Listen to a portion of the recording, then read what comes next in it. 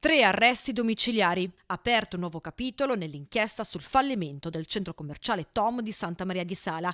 Su delega della Procura di Venezia, infatti, la Guardia di Finanza ha eseguito una misura cautelare nei confronti di 3 indagati. Arrestati 3 ex amministratori di Mira, Castelfranco Veneto e Lignano Sabbiadoro, tutti legati con vari ruoli alla società del centro commerciale Tom.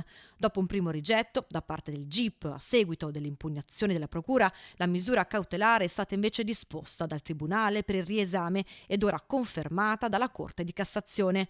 Una complessa attività investigativa diretta dalla locale attività giudiziaria che ha permesso di raccogliere elementi indiziari a carico degli amministratori sia di consentire alla Procura di richiedere al Tribunale il fallimento della società.